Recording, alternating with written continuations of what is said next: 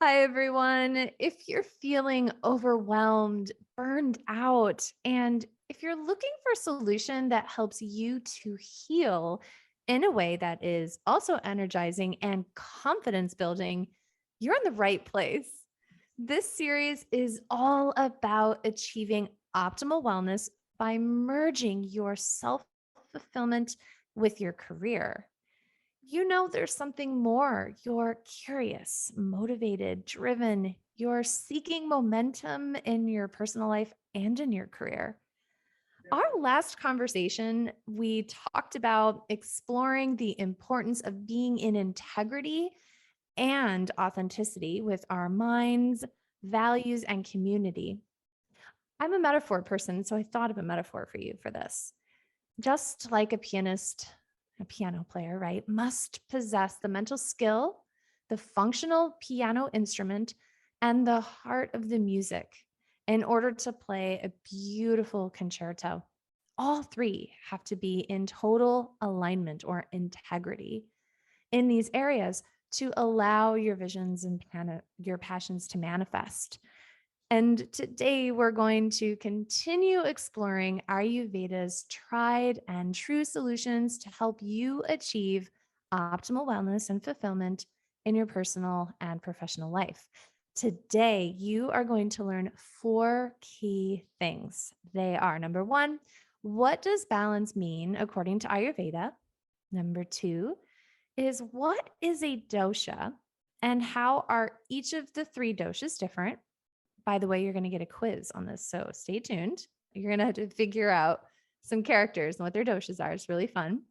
Number three is how to assess your own dosha. And hint, by the way, we have a self-assessment quiz that is by far the best and most accurate one I've ever seen, especially as it pertains to career-oriented people. So take that. And the last thing you're going to learn is you're going to get a sneak peek into a few pro tips for balancing your doshas. But of course, we have so much of that in detail in the mini course, and the link for the mini course is in the bio. So, welcome. I'm Dr. Nicole Kane. I'm the host of the Get Your Life Back podcast and drnicoлекane.com. And my mission is to help you to demystify the messages from your mind and body so that you can learn to identify and implement solutions that catapult you into such a state that it obliges wonderment. And my particular passion is helping people around the world conquer anxiety. And I'm so lucky. Today, again, I am being joined by Hadlee of Happy Healthy Hadlee. And Hadlee is a health and lifestyle coach. She helps people feel better in their bodies, have more energy, cultivate a better relationship with food, become less stressed and more joyful in their day-to-day lives. And she has an online program called Happy Healthy Habits, where she combines the concepts of behavioral science, habits for optimal health, and group dynamics to help you, her client, make lasting influential changes in their lives. Oh, and by the way, if you didn't know, we actually created a mini course together, Hadley and I, which will help you to create clarity around what success is for you and how to achieve success with your doshas, your mind body constitution. And that is called your Ayurvedic dosha, the key to your success, the key to your success. And if you haven't checked it out already, please do. And so, Hadley, I'm so glad that you're here. Thank you for being here. I've been looking forward to this conversation in particular. Oh my gosh, thank you so much for having me. I have been too. I've been like secretly this might be my favorite one. Same. Talking about all the doshas and getting into balance with them and also talking about them in a slightly different way. If you've ever heard of the doshas, heard about Ayurveda, you might have learned about them in a slightly different way than what we're going to talk about here. So get excited for that. And yeah, let's get started. I'm super pumped. So, I was wondering if you could start us out. We talked in a previous conversation about what Ayurveda is, but in case this is the first episode someone's jumped in on, do you mind just refreshing our memories?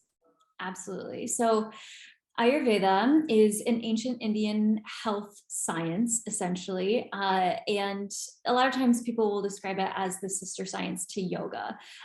Essentially, in Sanskrit, which is the language that ancient Ayurvedic practitioners used, it's been around for 5,000 years, actually over 5,000 years. That's when it was written down. It's been around for a very, very long time. Ayurveda in their language means the science of life, or it could also mean the sacred knowledge of life or longevity. So Ayu means life or longevity, Veda means science or sacred knowledge. So it's really this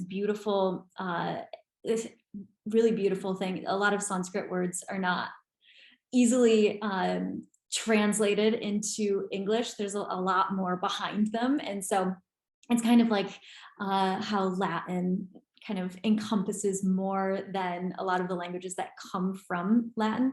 Anyways, I just get really geeked out about about the etymology and about all of the things to do with Ayurveda. But essentially, it's a holistic tradition and a way of living that teaches us how to have a human body, really is what it's about. And so, you know, it's all about getting into rhythm with our nature and what our bodies really need us to do, want us to do.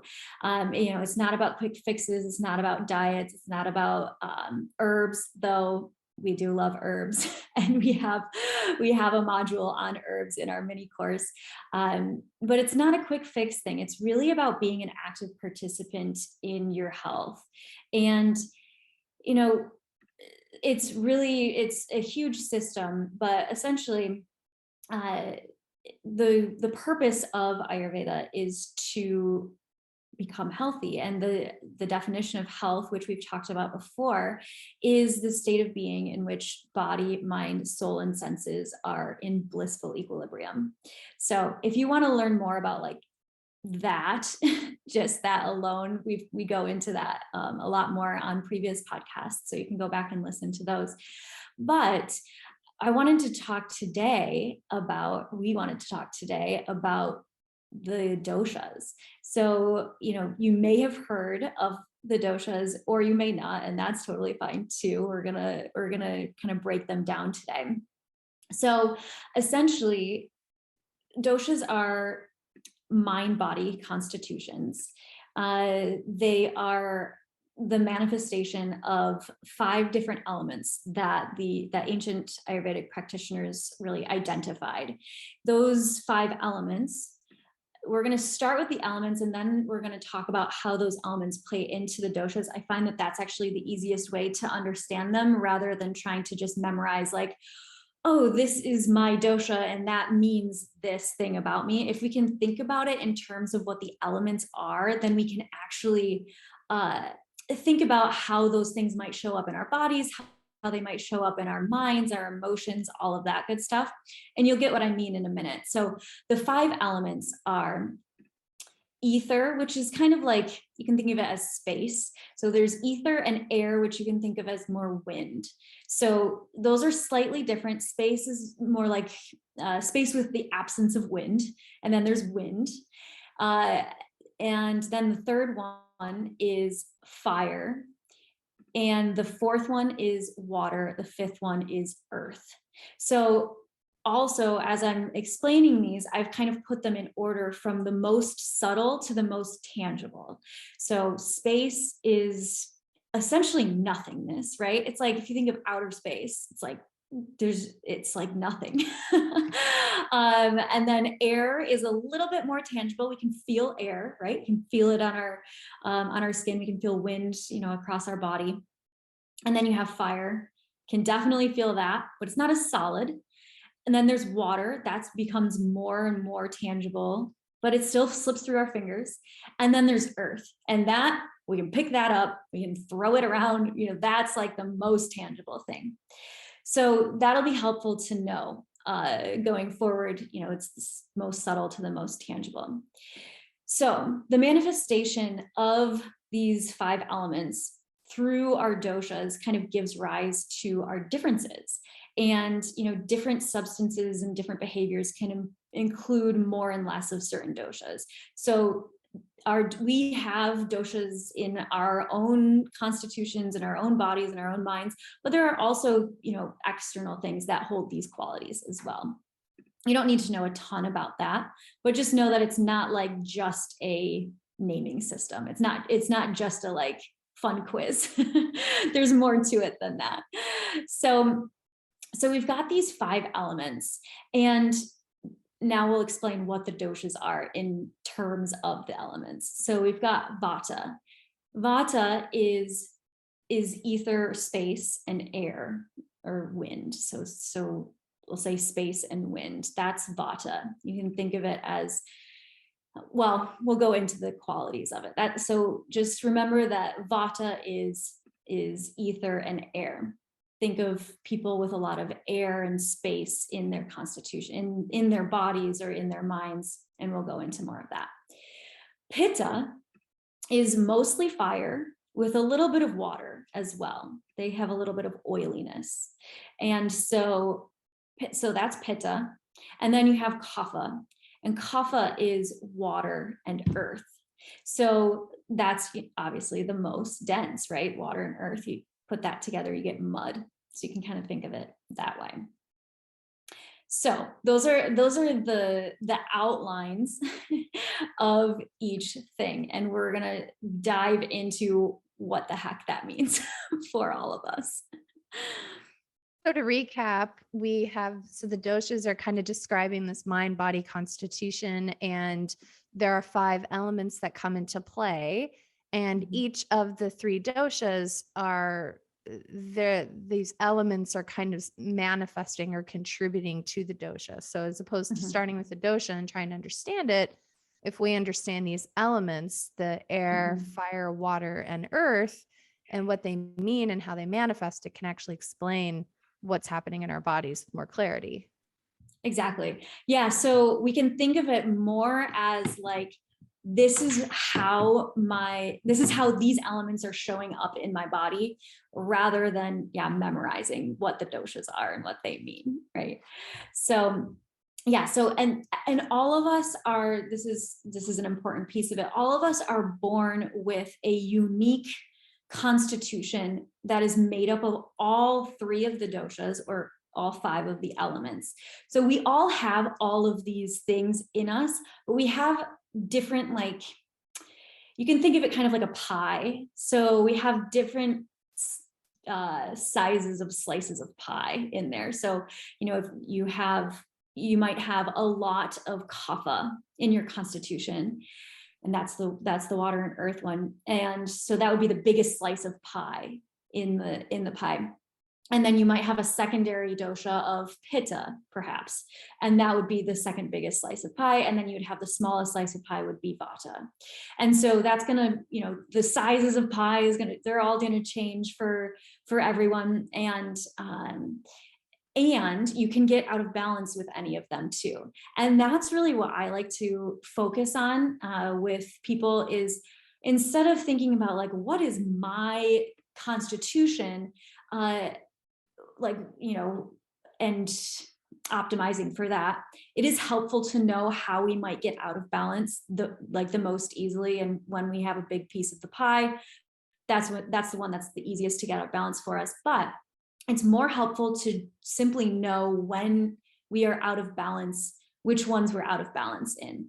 And so thinking about it more in terms of like, oh, I'm experiencing an imbalance in this dosha. Here's how I can actually get it back into balance, rather than thinking of it as like, I am a kapha or I am a pitta. That's not necessarily that helpful to think of it in terms of like a personality or like, this is what I am kind of thing. So interesting to me that there are 5 elements in Ayurveda, and my training is in naturopathic medicine and traditional Chinese medicine. Yeah. And in traditional Chinese medicine, we have 5 element theory, where they break it down into fire, earth, metal, water, and wood. And it's kind of interesting that there are 5 of them, similar to Ayurveda. And it would be kind of cool at some point to have a conversation with somebody who's an expert from both to kind of explore the similarities and the overlap and how these different schools of thought all these years ago came to their conclusions in interesting parallel ways. We have both earth, we have water, we have fire in all of them. And so it would be pretty neat to explore that in more detail. But I just love when I see parallels through different regions of the world coming up with similar things.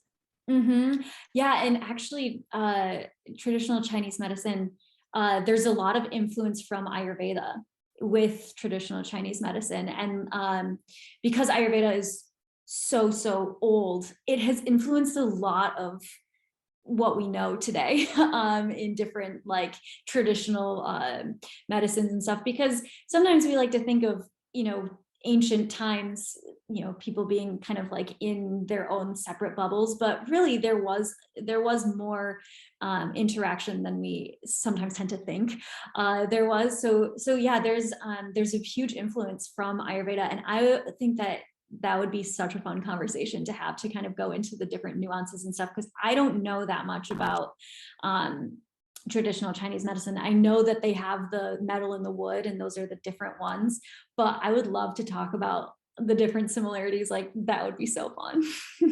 So stay tuned. Stay tuned. We'll make it happen. Yeah. Hadlee and I thought it would be really fun to quiz you at the beginning of this conversation. And so we came up with 3 avatars, and they're based on real people. Of course, information has been changed to protect their privacy. But what I want you to do as you're listening to this conversation is to think about each of the individuals and hypothesize about maybe what dosha they are imbalanced into and why you think that. And then after that, Hadlee is going to teach us all about the doshas. And then we will come back and we'll tell you at the end who was which dosha. Does that sound good? Amazing. I'm so excited for this. This was all Dr. Kane's idea. I love this idea. I love self-assessment. So yes. We're going to start with, we're going to call him Phil. And you're going to decide, listeners, which dosha Phil might represent. And so Phil is energized, creative, and scattered. And he craves highly stimulating environments like busy restaurants or concert venues. But the problem is they always make him more frazzled, restless, anxious, scattered, forgetful. And Phil is the CEO of a large company. And one of the ways that he has to stay on track is to cover his office with Post-it notes. Physically, he complains of gas and bloating and dry skin. So make a mental note, write it down. What dosha imbalance do you think Phil aligns with? So that's the first one. And if you can't remember the actual dosha names, which elements do you think kind of relate to that? So again, the elements are space, wind, fire, water, earth. So think of that. Amazing. And then we have the next story. And so we have Tina, and Tina is feeling really stuck. And other people are worried because Tina has been unmotivated to do things that she loves to do. She's been more lethargic. Her focus is around resting and doing nothing because she feels so tired and exhausted. She's just sleeping in and napping. And she unwinds by drinking alcohol, smoking weed, and she's craving sweet, salty snacks late at night. So make a mental note. What dosha might Tina be in? If you can't remember the name of the doshas, don't worry. Hadlee just reminded us of those elements. And so what sticks out for you, for Tina? And then the last one is Megan. And Megan tends to work really hard. She describes herself as type A and will push herself towards burnout in order to achieve a goal she's set for herself. And she puts rest on the back burner. She craves things that are stimulating and keep her going, like caffeine, vinegary foods, spicy foods. And she struggles with acne, eczema, and heartburn. So what do you think, what imbalance do you think Megan might be in, and what elements really stick out for you when you hear her story? And so once you've written that down, made a mental note, let's dive in. Hadley is going to teach us all about these imbalances. Amazing. So do you want me to, we'll tell it at the end. We'll tell them at the end Yeah. what, okay, great. Sounds good. Let's make them Okay, wait. cool. Yeah. I love it. I love it. So you have to stay tuned until the end to know which ones they are. Amazing. Okay. So, which one should we start with? You can choose. I would like to learn about the successful kapha for 200, please. Amazing. Okay. So, and the descriptions that we gave you guys are the ways that these doshas are out of balance.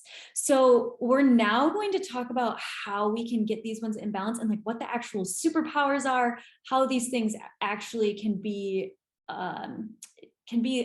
a really great thing for us to have in our lives.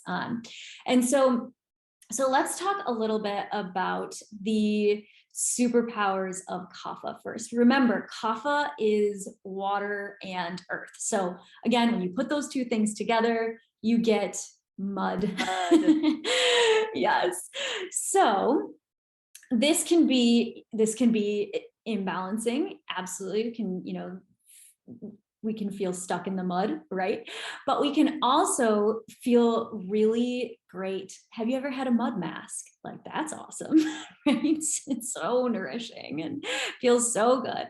And so kapha tends to be more laid back, relaxed, thoughtful, and and actually I'll ask you, what do you think? And this goes for all of you as well as you, Dr. Kane. What kinds of things might come up for someone who has a lot of water and earth in their personality? So we'll talk about like personality, kind of more mental and emotional, and then we'll talk about physical as well. But what would come up? Well, how do you feel like someone would present with, a lot of water and earth in their constitution? I'm not sure if this is what you're going for, but I'm kind of imagining like they're a little bit more slow and thoughtful. Yes. Yeah, totally. Yeah. Yeah. I'm Anything else? imagining kind of throwing a glob of mud at the wall and watching it just slowly slide down the wall. I love that. Yeah. So they're really, really thoughtful, and they tend to be like kind of like the tortoise and the hare, the tortoise, where they, yes, it's a slower pace, but they have a lot of follow through. So I like to think of it as endurance. If you think about like long distance swimmers, those are kapha, like they have a lot of kapha in their constitution. Or really any long distance athlete tends to have more kapha in their constitution because they have that endurance piece. Sometimes it's harder for kaphas to get going, but once they do, then they can keep going. So I have a lot of kapha in my constitution, and I always like to give the example that it's hard for me to get going on a hike, but then once we're like nearing the top, my husband, who doesn't really have a lot of kapha, he like loves to hike, and he's like always like rearing to go right at the start. And then by the time we get to the top, I'm like, this is awesome. I have so much energy now from moving my body. And he's like, oh my gosh, how? I'm so depleted. And so a lot of times kapha will get more energy from moving more. So it's a really interesting thing for kapha constitutions, and then also for if you have an imbalance of kapha, moving is a huge thing for that. So okay, go ahead. I was thinking about creating your dream team. Is you want to have a kapha on your dream team because they're going to help you carry a project through to the end. Exactly. Yes. Yeah. So like if you have someone who tends to be like the idea person, they tend to be more vata, and we'll talk about that later, but they don't have as much of the follow through, right? And and that's overgeneralizing. Sometimes people have the ideas and the follow through, but the kapha piece of it is the follow through piece. And so that's a really great quality of kapha. And And so then I want to ask you what you think might show up physically for kapha. So when you think about the water and earth piece, what would a kapha who's in balance, so not thinking about like an imbalance quite yet, but someone who has a lot of kapha in their constitution, we'll think about that first. I'm thinking of solid, steady, that like their body constitution, their body frame is they probably tend to be like a more solid build. Yes, totally. Yeah, yeah. They basically kaphas are like the cuddly, soft, they have a bigger frame, like their bone structure tends to be bigger. Um, and when they're in balance, they tend to have more mass, right, than the other constitutions. Um, so when they are, and that is when they're in balance. Obviously, of course, when they are out of balance, they can tend to have more mass than is appropriate for their bodies also. And that's the tendency, is to gain weight, right? When we're out of balance with kapha, the tendency is more to gain weight physically.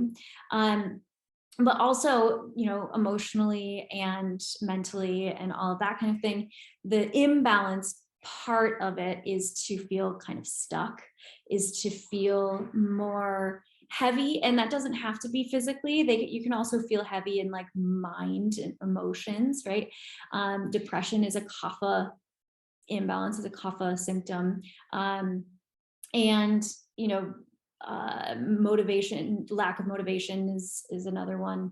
Another one that is interesting is being stubborn. So if you think about mud, really like being stuck in your ways is a big thing with kapha too. So not being able to kind of change direction and go with the flow as much.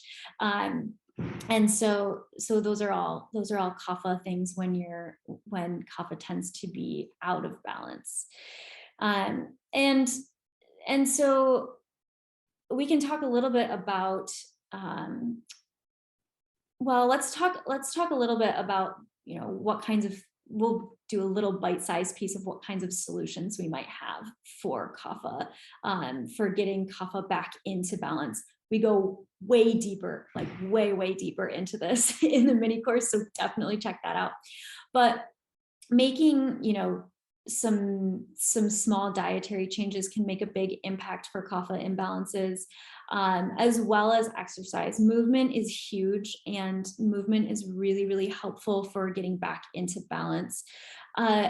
I want to say that I work with people on their relationship with food, and usually that makes a bigger impact on kaphas than just giving them a list of like, here, eat this, not that, right?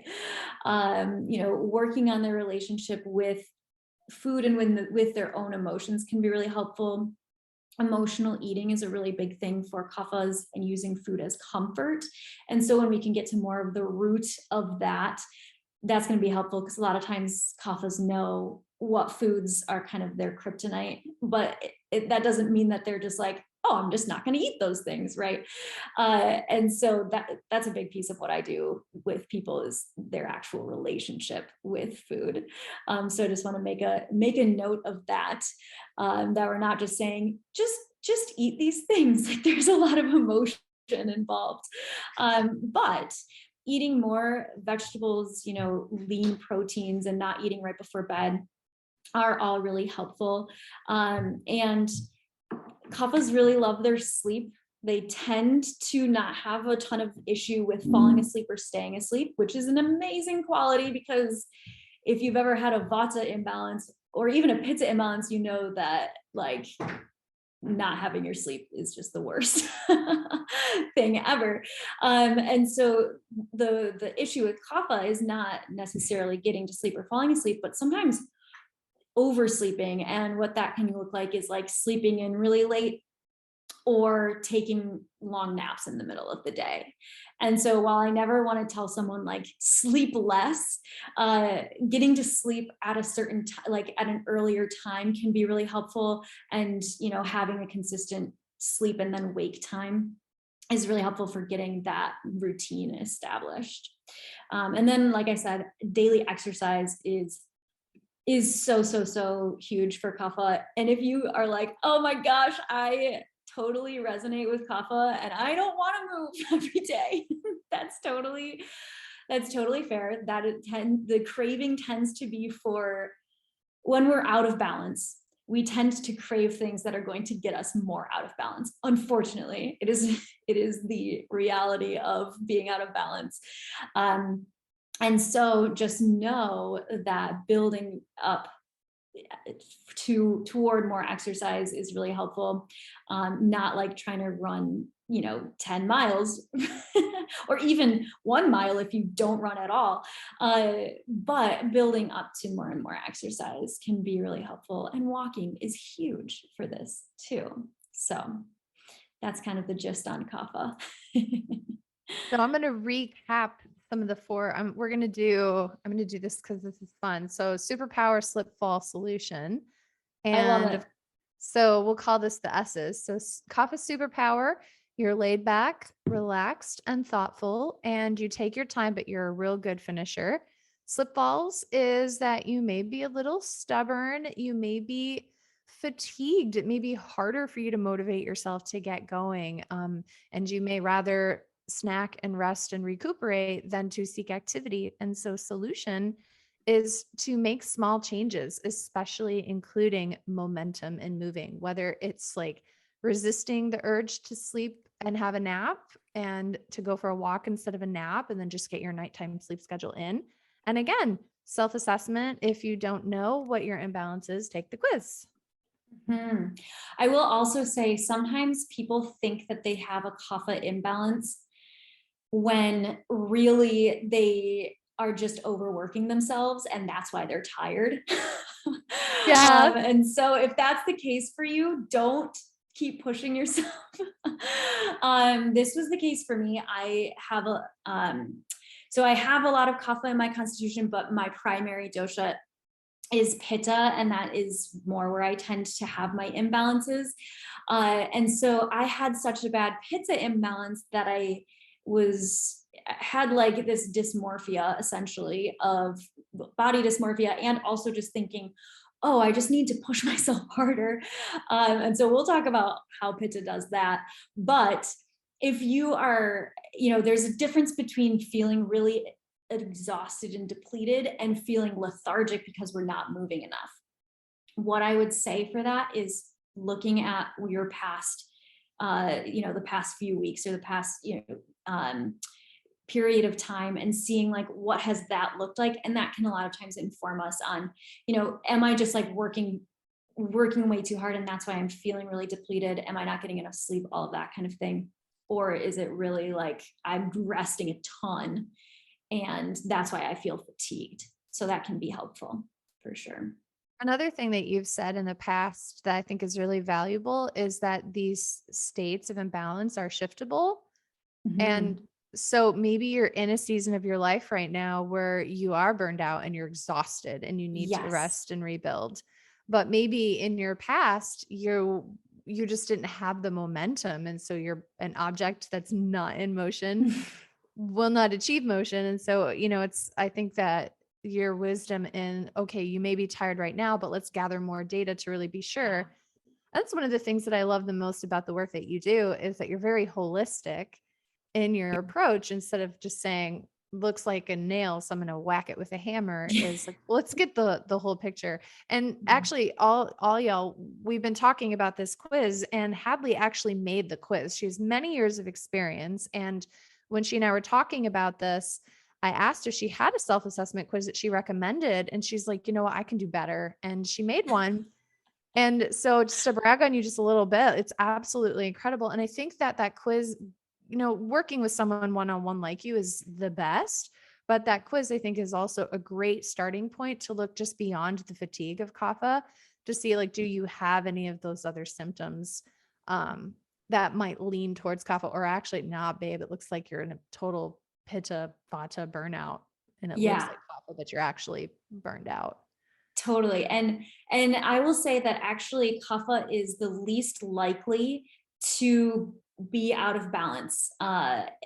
It's also the hardest one to get back into balance. It's the hardest one to get out of balance, and that's the hardest one to get back into balance. And that's because it's so tangible, right? It's these water and earth are harder to move than fire and air and space, right? So because they are like a heavier quality, it's harder to get them out of balance. And then it's harder to, once you're out of balance, to get them back into balance. But it's definitely possible. It's for sure possible to get them back into balance. And a lot of times when we have an imbalance, or like when we get burnt out, then it will show up like kapha, but it's not. We need to first balance the pitta and the vata. And so then, yeah, definitely working with people, with a practitioner or a coach, or someone who can kind of talk to you or ask you more questions about what you're experiencing can be really helpful. Or doing some self-assessment work as well, and learning more about this. And you can do that in our mini course too. You can learn more about it there. So, yeah. Awesome. All right. So next, what's next? Which one, Vata or Pitta? I'm feeling the Vata because I feel like these two often get mistaken because they're the more chilly ones. Yeah, So totally. let's Let's clear do up it. some Vata. So the successful Vata for 400. I love that I'm just like pulling out Jeopardy for no real reason today. I don't know why. It's fun. I'm here for it. I love it. Amazing. So let's talk about superpowers first. So Vata, when Vata is in balance, the properties, the tendencies of Vata, of having Vata in our constitutions, are more energy. We tend to be a lot more energetic, vivacious, enthusiastic, really good at coming up with ideas. It's kind of like, I think of it as like the energy of just kind of like we're here, we're there, we're everywhere. Space is just super vast. Space and air, space and wind are the Vata elements. And so like space is vast, and then wind is just blowing it all around. And so that's what I think of when I think of Vata. And there are some amazing qualities of this that, creativity. A lot of times people who have a lot of Vata in their constitution have a lot of, are super artistic, are really, really good at, that creativity aspect, very imaginative, and also just like infectiously happy, adventurous. They tend to just like love doing stuff. They tend to, yeah, just want to do new things all the time. However, wanting to do new things all the time can also get them out of balance, right? And so the slip falls. So we've got our superpowers, our slip falls, and our solutions. Slip falls are that Vatas tend to, when they try to do too many things, which they usually try to do, especially when we've got a Vata imbalance, they might get really, really excited about starting this new thing, but then, like I said, they don't have the follow through as much. Sometimes people have some more follow through. They have like a secondary kapha constitution, but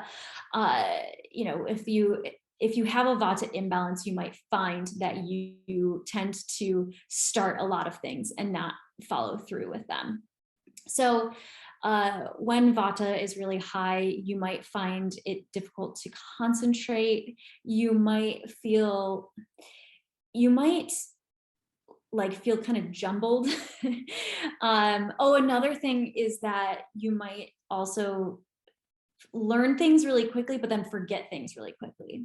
Whereas like kapha, it takes a little longer for kapha to learn things, but then they're how like an elephant never forgets. It's kind of like that. It's like they've got the that wherewithal that they're gonna remember for a long time.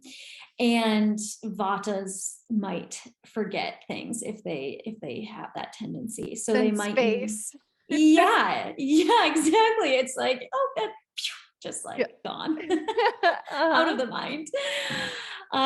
So yeah, so things might feel really scattered.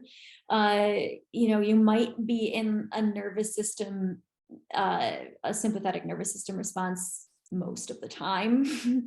uh, you might be easily distracted. You might struggle to stay on task. You might, ADD, ADHD are Vata imbalances, as well as anxiety. So those are huge for anxiety, is kind of the hallmark of Vata in the mind. And then in the body, how do you feel like that might show up in the body? So we were talking about the elements for Mhm. Vata are especially air and space. Yes. And so I imagine that if I pump myself full of air, that I would be I would be gassy and Yes. bloated and burpy. And Mhm. I also imagine that things would come into my mind and then I would just lose them and they would float away. So Yeah. maybe feeling like physically like I can't grab, I guess maybe this is psychologically, but the brain, I struggle with controlling my brain and making it focus. Totally. Yeah. And so like physically, we've got the gas, the bloating, constipation also. So yeah, Vata, there's a lot of things going on in our digestion. And so if you have a lot of those things, gas, bloating, constipation, um, then that's likely a Vata imbalance. The other thing about Vata is that this is the easiest one to go out of balance. So you might not have a lot of Vata in your constitution, but you might, like, it's likely actually that you have a Vata imbalance. And that is just because the nature of the world that we're living in, and like the internet is a Vata thing. It's like, we're talking, but we're thousands of miles away right now. And so we're talking through space, through the ethers, right? And everything moves really fast on the internet, and even on our phones or social media, in movies. Movies, like, things are moving faster and faster in movies and in TV shows than they ever have before, because we have less and less of an attention span, because we have more and more of a Vata imbalance, right? And that's okay. Vata is the easiest one to get out of balance, and it's also the easiest one to get back into balance. So that's the good news. However, a lot of times we have to keep getting it back into balance, because it tends to get out of balance so easily. So doing things for grounding is really the biggest thing for Vata. So that's physically, doing things that are going to be more, well, eating foods that are going to be more grounding, having more like oily foods. Oh, this is another thing that we didn't really talk about, is the dryness of Vata. So when you think of air, and especially wind, when there's a lot of wind, that dries things out, right? And so our skin can get really dry if you tend to have like really, really dry skin. Also cold, like you can tend to be really cold. And so that's where the confusion with Vata and Kapha can come in. Kapha tends to be really cold, but more cold and wet, whereas Vata tends to be cold, but cold and dry. So, and then Pitta we'll talk about in a second. That's the one that has the fire in the constitution, so that's warm. But the other two, these two are cold. So with Kapha, you might have like cold and clammy hands. Whereas like Vata, you might have cold and like really dry hands. And that's, just an indication of the imbalance. The other thing with Kapha is you might have a lot of mucus in your body, in your physiology. You might have, be blowing your nose all the time, or you might get bronchitis a lot. I used to get bronchitis like all the time.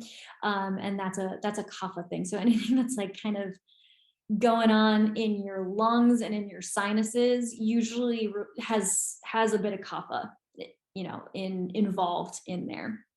So, and then Vata is going to be more dry. So you might have dry sinuses You might feel like your nose is all stuffed up because it's so dry actually. And then your body is overcompensating with some mucus to try to protect your sinuses, right?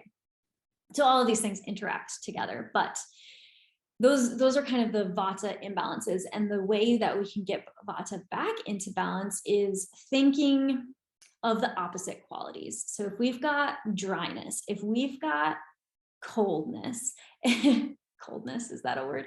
If we've got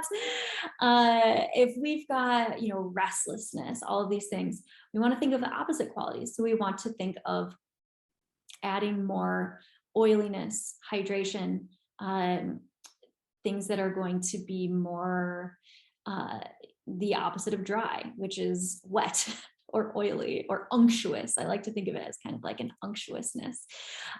So eating things that have more oil in them, that are more like soupy, stewy, that kind of thing is great. And lifestyle is really the biggest thing here. So if we're having a lot of restlessness, if we're going around to all of these different things, having a set structure is really, really helpful. And a lot of times Vatas will be very, very resistant to wanting to put in structure because they're like, but I love doing all of the things. And that's what they crave. However, I always say that structure creates freedom, because when we have some structure, we can kind of think of it as, okay, I have some time to do the things that I really want to do. And I have these like bookends. So if you've ever had a day where you literally have nothing to do the whole day and you're like, I'm going to get all of this stuff done, it's going to be amazing. And then at the end of the day, you're like, I literally didn't get anything done. What just happened? That's what happens when we don't have any structure. And so getting on like a habit routine is so helpful. It's helpful for everyone, but it's especially helpful when you've got a Vata imbalance going on. So, having a consistent bedtime routine, having consistent eating times, having consistent, work times, that's all really helpful. And you don't have to make it so like rigid, but just having some like checkpoints throughout your day can be really, really helpful for keeping that all consistent. Awesome. All right. So And so you're saying maybe like less Post-its and more structure. yeah. Maybe. Okay. Got it. Yes. So creating systems is huge, especially since there's like a tendency to forget things. And so when we try to keep things in our mind all the time, it's going to be a lot harder to be able to follow through on anything, right? Because we forget it. And so if we can have the systems and structure put into place, that's going to be really helpful. But if we're trying to put a dream team together, we want to have the Vata, because the Vata is like, what if we did this? What if we did this? And gets out of the box on things. And we need that in basically everything, in like any business or project or endeavor. We need someone who's coming up with ideas and getting excited about them and all of that good stuff. So Yeah. successful Vata superpower is that enthusiastic vivacity, bursting with ideas. But the slipfall could be that it can look like this typical picture of ADD or ADHD, where there's all this wind in this ether and it's hard to focus on ideas or hold on to them or see them through. And it can create this forgetfulness. And so solutions may involve or embody creating structure, creating routine, and almost noticing what you're craving and then shifting to the opposite. And so if you're craving a lot of stimuli, is maybe do something that's more quiet and meditative. I was sort of envisioning like a great Vata might be like sitting in a hot tub, drinking a hot tea, where you're just like hanging in like the warm, wet hot tub. So you're moisturizing the dryness, you're heating up the coldness, and you're sitting still in place to slow down that chaos. Totally. And then follow the hot tub with with rubbing oil all over your body. because that's super grounding. Like, and sometimes we can get dried out with water. And so if we add the oil, then like baths are amazing for vatas. And then when we can add the oil on top of that, then you're really set to go. That sounds So, amazing. yes. Whereas like I actually don't like baths that much because I have a lot of pitta and I don't like being in a hot, like submerged in hot water for very long. So yeah. I always think like, oh, it'll be so nice. It'll be like such a lovely experience. And then I'm like, I'm so high. I need to get out of here. And I love it while I'm in the water, but the minute I have to get out and I get cool, then I'm like, nope. So it's not even worth getting wet for me. But that's, something you got to work on is transitioning from warm, toasty bathtub to warm, toasty blanket. Yes. And if you do the oil after the bath, it kind of like traps the heat in. So that's really nice. Yeah. And in the mini course, Hadlee actually teaches us which oil will work best. And so go check it out because there are different kinds of oils. And so she gives us a hack on which oil works best. So yes. The last dosha is Pitta. Tell us all about Pitta. All right. So Pitta, the superpowers of Pitta is, someone who has a lot of Pitta in their constitution, who is in balance, not imbalanced, but is in balance, tends to be super, super passionate, ambitious, driven, very sharp, like intellectually. Sharpness kind of comes forth in other areas that tend to not be the superpower. But when a pitta is in balance, they have, they've achieved this level of success, and it can look different for everyone. Obviously, we're talking about how success can show up differently for all of us. But Pitta personalities really thrive with a lot of organization, routine. They set up systems a lot of the times. And so you can kind of think of like the classic type A personality. And right, we've got some amazing qualities about the type A personality, and we've got some qualities that aren't as helpful for us, right? It's not that they are, necessarily like bad or wrong. And we don't feel as good when we're doing it, right? And so a lot of times, actually, I'll ask you, what do you feel like a person who is in balance with Pitta, what might they have in their physical body? What might they like appear like? What's going on for them if they've got fire? I'm thinking of someone who seems like really athletic and strong in a positive way. Somebody who is like, I go to Orange Theory and I do HIIT training. And so I'm thinking of like, I call them all beast mode, all these like humans that are like super strong. They're able to do the power days. Like, so there's like endurance days. I'm thinking of Kapha. And then there's these power days where they're just like, I've got this and I could lift the heavy weights. And maybe I'm thinking like CrossFit, like they got the endurance to do something powerful. Totally. Medium builds, they have that kind of an energy. They don't have the endurance of Kapha, but they might have more endurance than if they weren't in a Pitta. Totally.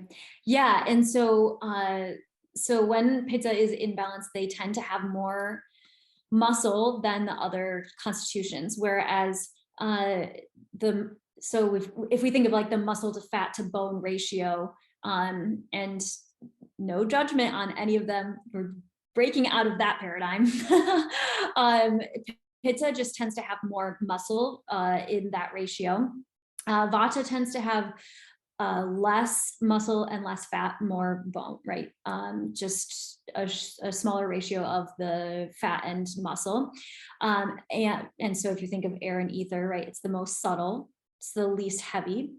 And then Kapha tends to have the most fat ratio, right? So fat to muscle and bone ratio. And that's when they're in balance, like that's just how they are. And so Pitta tends to, have that muscular medium build. It tends to like the stereotype of a Pitta would be like, like you said, like a classic, like super muscular person in the gym, essentially. Whereas like Vata is going to be, they're either going to be like really tall and thin, kind of like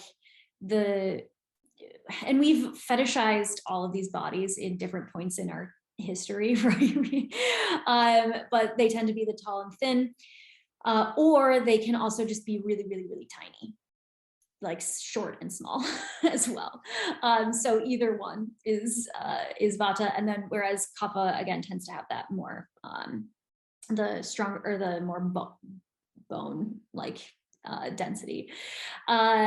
So that's kind of how they appear physically. So when you think of Pitta, think about fire. And what's going to happen when Pitta is out of balance? Let's think physically first, and then we'll go into like emotionally and mentally. I'm thinking, okay, fire in the gut. So I'm thinking like heartburn, I'm thinking stomach ulcers. Yeah. When we think of like fire in the skin, I'm imagining acne and eczema and skin rashes. When I think about fire in the mood and the mind, I'm thinking like irritability, passion, but frustration, maybe even mania and bipolar disorder. And I'm also thinking about insomnia, difficulty sleeping, because everything is just so amplified and burning. Actually, when I was having insomnia, my body was I was having somatic symptoms of being on fire, which now in retrospect feels very Pitta. Yeah, absolutely. And so that's a really good point. When we have insomnia for Pitta, it tends to be because we're thinking of all of the things that we have to do. Whereas when we have insomnia for Vata, and insomnia is an imbalance for both of them, but insomnia for Vata tends to be, our mind is just like all over the place. So with Pitta, it's like, I have to do this, and this. Whereas Vata, it's like, oh, there's this going on in my mind, and there's also this, and there's this, and there's this, and there's this, and like it's all just like all over the place. So it's slightly different. And also there's a tendency for anxiety, but more tending toward like a need to control everything. That's more Pitta. Whereas anxiety for Vata is like there's just so much happening all the time that it feels like, I can't get a hold on anything. And for Pitta, it's like they're so hyper focused and they're really anxious about, what's going to happen or what people are thinking, or, all of those different things. And they're hyper focused. They're so hyper focused that that's causing anxiety. So it looks slightly different for both of them. Another thing that you might think of for a Pitta imbalance is things that are like neuroticism, more things that are like OCD, things like that, because it's trying to control our environment, and that's all fire. So just intensity. The intensity is huge. Also inflammation. Any inflammation in the body, you can think of inflammation as just fire, right? It's just fire in the body. It shows up as red on our skin, or it shows up in our body as, this like burning sensation, right? So that's all Pitta stuff. Pitta tends to be the easiest one to kind of think of, just because it's like, yeah, I can imagine fire anywhere, and that's kind of what's going on. So let's talk about getting Pitta back into balance.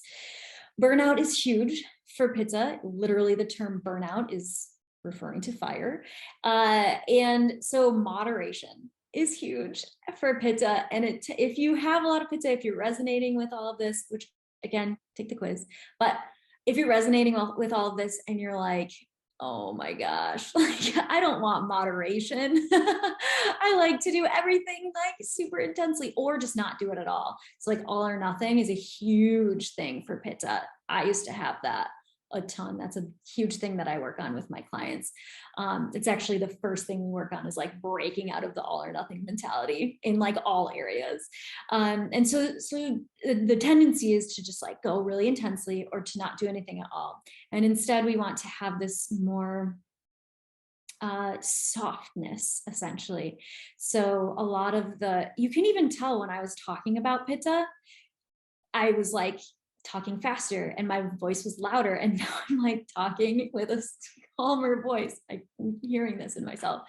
And so we want the opposite qualities. When we think of fire, when we think of that intensity, sharpness, Pittas also tend to learn things really fast, but they can also forget things not as easily as Vata, but more easily than Kapha. So we want to have that cooling, soothing qualities in our lives. So we want to, physically, if we think about, different foods and things like that, things that are literally cool, like colder, are really helpful, especially if it's summer and we've got a lot of heat going on in the season. Whereas like if it's like the dead of winter, we maybe don't want to be eating like, ice cubes. But we might want to eat things that are like cooling, but not necessarily cold. So what that means is things that are more like there are spices and things like that that are more cooling. We go way deeper into that in the mini course, so definitely check that out. But so eating things that are cooling, especially in the summer, having like cucumbers, watermelon, things with a lot of water in them, that's going to be awesome too. Because if you think about fire, what's going to quell fire? If you put a bunch of air into fire, it's going to make it bigger, right? It's going to like make it go everywhere if there's wind, and it's going to make it get even bigger. But if you put water on it, that's how it's going to actually like calm down. So we need that water. And so what that can look like is more hydration. It just need, if you have a Pitta imbalance, you need so much water to flush things out, and to flush things out of your liver. There tends to be like liver issues with Pitta. So all of that is kind of the qualities. What that actually looks like in our day-to-day lives is, again, the food, but also doing things like yin yoga. And that's essentially like you're staying in a pose for a really long time and allowing yourself to rest in it, or doing things like restorative yoga. A lot of times when people have a huge Pitta imbalance, they tend to think of like those kinds of things as pointless. And they're like, why would I do that? That's not productive. And I used to have that. It was like Shavasana at the end of a yoga class was like, oh, come on, like we're really doing this for this long. I actually knew someone who would leave the yoga class before Shavasana started because she was like so in her Pitta. And this is all just a recipe for burnout, right?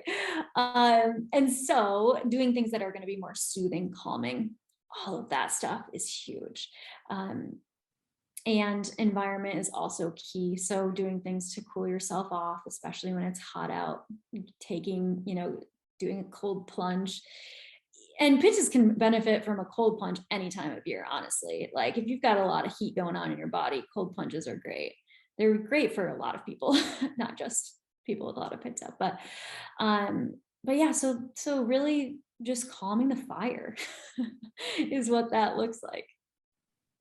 So our Pitta, just like quick before S's of successful Pitta, you've the superpowers of passion and drive and learning quickly and shifting easily and having that kind of strength. But this could be a recipe for burnout, easily stressed, impatient, aggravated, digestive symptoms, skin. We talked about that.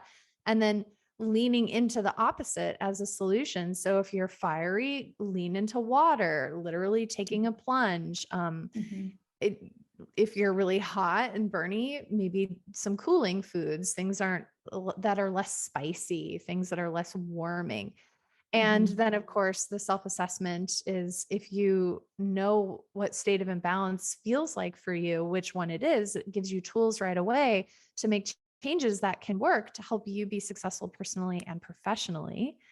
And so we've talked about the 3 doshas, we've talked about the elements, and I was wondering if we could go back to our friends from the beginning of our conversation Yes. and see Amazing. what's going on with them. And so we started with Phil, right? So you guys remember Phil, energized, scattered, frazzled, post-it notes everywhere, gas, bloating, dry skin. So I'm hearing a lot of air, right? So the gas and the Mhm. bloating. I'm hearing restless, scattered, forgetful. So I'm kind of seeing like a lot of space, ether, things are just like floating off. Mhm. And so what do you guys think? Dun dun dun, it's Dun, dun, Vata. Vata. So if you were thinking Vata, you were right. You were right. So Phil is in a state of Vata, and oftentimes busy CEOs can enter a state of Vata. And so Phil needs to take a course so that he knows what to do to get back on track, to be more healthy physically, emotionally, and to be more successful in his career. And so then we have the beautiful, brilliant Tina. Remember, Tina was stuck. Tina was exhausted. Tina didn't have the energy to do the things that she loved to do. Her friends came and were expressing concern because she just didn't care. She's just like in a state of muh. Mhm. And she's craving sweet, salty cannabis alcohol. And so, what are you guys thinking? What are you thinking with Tina? The elements. And so, I'm thinking, okay, she sounds heavy. She's Mhm. like literally like stuck to the ground, right? So she's heavy. So we talked about mud, that combination of earth and water, right? Mhm. And Totally. so she's kind of got So mud. yeah, so that one is Kapha. So Yay, kapha. she's got the Kapha, and so now she can kind of look at, okay, these are the ways that I'm out of balance, or maybe her friends can also like look at how, the ways that she's out of balance. A lot of times when we have a Kapha imbalance, there's a lack of like wanting to do anything about it, which can be really hard, right? And so sometimes we need to reach out to the support of friends, maybe get some accountability with it too. And of course, take responsibility as well, but leaning on support of friends is really, really, really helpful, or a coach or someone who can help you with it is really helpful for all of them for sure. But for Kapha to kind of get out of the mud, it's like having someone help you get out of like quicksand, right? So that's kind of Kapha. And then we had Megan. Megan was pushing herself to burnout. She craves stimulants like caffeine, vinegar. She's craving spicy things. And I think that kind of helps lean us towards which Mhm. imbalance. She's got the hot acne. She's got the hot eczema. She's got the hot heartburn. What is Megan's imbalance? Dun, dun, dun. We've got fire going on. So we've got Pitta. Mm-hmm. Yes. Yeah. So, Awesome. and Pitta tends to, one other thing that I forgot to mention that's really, really helpful for Pitta is play, not trying to be productive all the time, allowing yourself to indulge in pleasure. We talked about the 4 aims of life, right? A lot of times that kama, that pleasure or that enjoyment is the one that pittas are like not paying any attention to. And so they can incorporate more of that into their lives as well.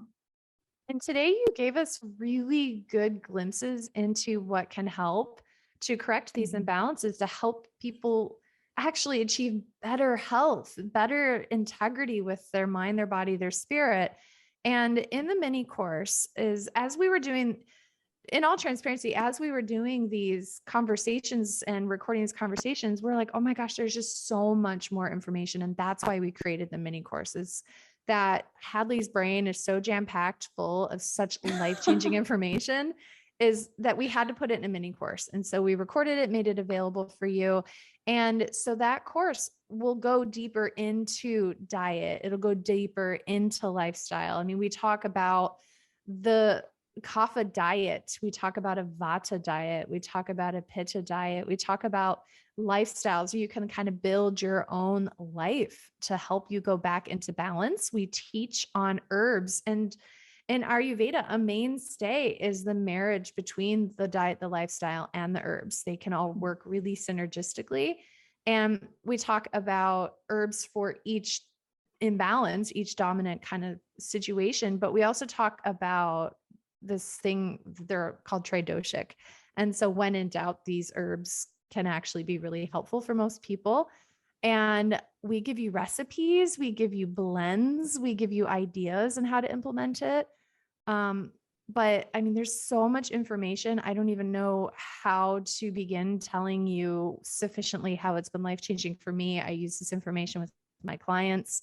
And so if these conversations have been at all interesting or inspiring or helpful for you, let us know. Leave us a comment on the video or send us a message or share the course with a friend and tell them about it so that we can know that this is helpful, valuable information for you. We can keep putting out content that will help you to live the life you were put here on the earth to live. Yes. Yes. And also included in the mini course is like behavior strategies as well for actually implementing these things as well. So it's not just like, here you go, here, do this, but the last module in there is some different like behavior change strategies. So definitely, definitely check that out. It is like, it's so fun. We just love talking about this stuff together. And so you will find that you will find our joy in there. We've loved creating it for you. So definitely, definitely check it out. And it's been such an honor to be on this journey with you and your health. And of course, to get to have an excuse to partner with Hadlee. And so for everyone who's listening to this, you made it this far. Thank you so much for asking the question, is how is my Ayurvedic dosha the key to my success? How is achieving true health in my mind, body, and spirit and getting an integrity as a whole person helping me to show up in the world in a way that is in my highest wonderment, right? And so just thank you for allowing us to be a part of that. We really honor you and we're grateful for you. Yes, thank you all so much. And definitely, definitely reach out to us if you ever want to chat about these things. If you ever want help with any of them, it's our life's passion to help people with all of these things. So definitely reach out. Definitely check out the quiz if you haven't already. I hope that you have. But check out the quiz and then check out the mini course as well. Thank you so much, everyone. Thank you. Bye.